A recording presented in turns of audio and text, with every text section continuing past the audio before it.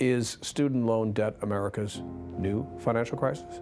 I think the student debt crisis is here. And one thing that we know is that an important reason for most students to go to college is to help them get a better job. 43 million Americans currently have student debt. The average household with student debt owes almost $48,000. But it turns out a growing number of high school grads are now deciding to opt out of higher education. With no end or change in sight and absolutely zero plan to tackle this at the federal level. In 1958, President Eisenhower signed the National Defense Education Act that allowed college students to borrow up to $1,000 a year from the federal government to fund their higher education. This law was passed in hopes of allowing more students, especially from lower-income families, to get a higher education. And that's exactly what it did. Americans more than ever before were going to college in hopes of securing a better future for themselves and for their families. This spike in demand for higher education, however, also contributed to the rise in price of tuition, meaning students have to take on higher amounts of loans for college.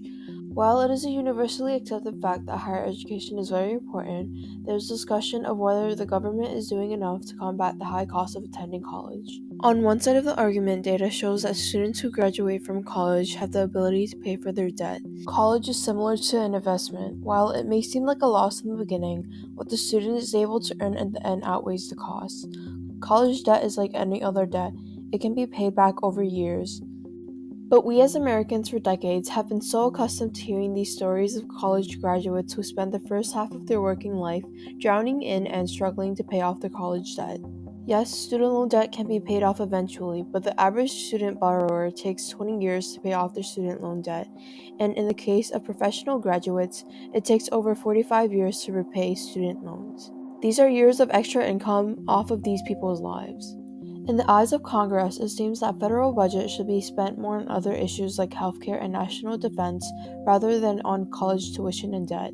What we've seen and why tuition has risen so fast is because, particularly in the state systems, the state governments have cut back more and more on the funding they give to higher education. What I think has happened over the last few years is that we've reached the limit to where tuition can be raised and students can expect to feel like they can afford to pay.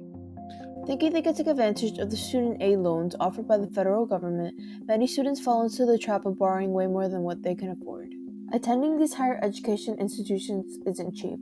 Tuition along with cost of living can quickly add up.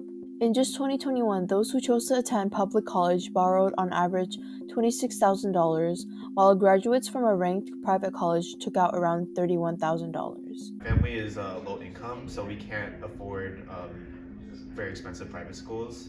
So mainly the schools I'm applying to are low-cost options. I'm the third person to go to college, or I will be, so I guess there's more of like a burden on my family, like even more loans. It's something that I gotta consider, not just do mindlessly, you know?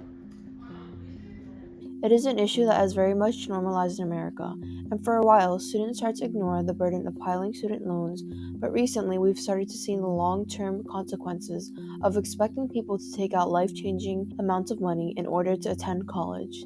Studies found that a large percentage of students, especially from lower-income families, are doubting the idea of attending higher education due to the amount of debt they might be subjected to in the future. The issue of a large portion of the general population lacking higher education may prove to be detrimental not only to the future of the individual, but also the nation as a whole.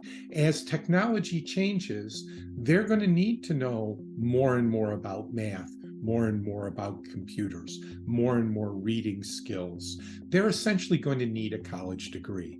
So while we're looking at some of these things, college is not going to be less important. It's going to be more important.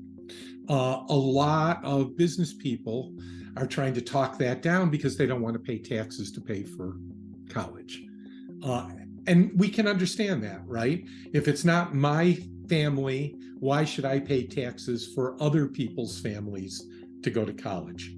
But the positive externalities, and externalities are a word that economists use for benefits that don't go to the individual, but go out to society as a whole, are huge. Students like you who would benefit from more funding to higher education don't usually vote, don't usually go to the state capitol and lobby to keep tuition lower. People have to decide that higher education is important. It is about time that Congress, along with the American people, start to rally behind the movement of affordable higher education. In order to do so, students and those affected must vote and speak out on the issue. Once the government realizes that there is support behind fixing the problem, more laws will be passed to fund higher education. And that is our solution as newly elected Congress members to combat college tuition and debt. It is not just about providing affordable education, but also about funding a brighter future for all. This change, if implemented, will help restore confidence in students and families pursuing higher education.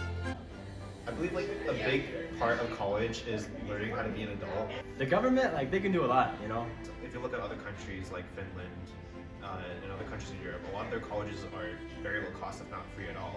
America is the only, highly developed nation that has such extreme college costs, and I think that is an issue. I'm pretty excited to be able to study the things that I'm passionate about.